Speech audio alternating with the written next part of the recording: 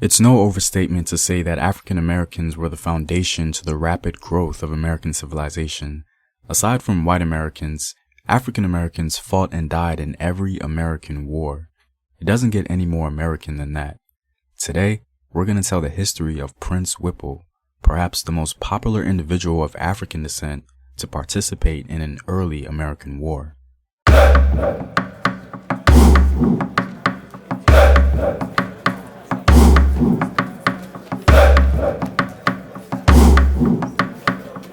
What up, African world? It's Home Team here, and I'm back at it with another video of African history, culture, and worldview. And as always, if you want to support the Home Team, you can do so on patreon.com. I have some new rewards for you guys, so be sure to check that out. Also, go to Afrographics.com, a website where you can find unique illustrative infographics summarizing African history. All links to Patreon, Afrographics, and Home Team merchandise are in the description box below. Prince Whipple was said to have been born in Africa to wealthy parents who wanted to get him an education in America. Unfortunately, his fate was sealed once they sent him off to American soil in the beating heart of white supremacy. William Cooper Nell, a 19th century African American abolitionist, author, and journalist, has some interesting observations about Prince Whipple's life. He says, and I quote, "Prince Whipple was born in Ambo, in Ghana, of comparatively wealthy parents. When about 10 years of age, he was sent by them in company with a cousin to America to be educated.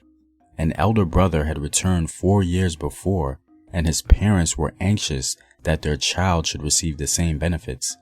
The captain who brought the two boys over proved to be a treacherous villain, and carried them to Baltimore, where he exposed them for sale. They were both purchased by Portsmouth, New Hampshire men. Prince falling to General William Whipple. Upon being sold to William Whipple, one of the influential leaders of Portsmouth, New Hampshire, he lived as a slave and was later said to have served in the American Revolution. After the war, in which his master served General Washington as an aide and became a general, Prince Whipple was given his freedom for his faithful service. But this was only after he, joined by about 20 other black men in Portsmouth, had written the legislature of New Hampshire to protest that they had been born as free men in Africa, and that as the Declaration of Independence had told the world, freedom is an inherent right of all men and could not be taken away by force. Slavery, these black patriots declared, was hateful to all men who cared for the equal dignity of human nature. Prince Whipple was so highly trusted by General Whipple that he was once sent with a large sum of money from Salem, Massachusetts to Portsmouth. When two robbers attacked him on the road near the town of Newburyport, Prince Whipple knocked down one of the highwaymen with the handle of a heavy whip and shot the other with a pistol. Historians debate whether or not Prince Whipple actually accompanied General Whipple in campaigns, but he's still remembered as doing so. The iconic Washington crossing the Delaware painting is said to have depicted Prince Whipple himself.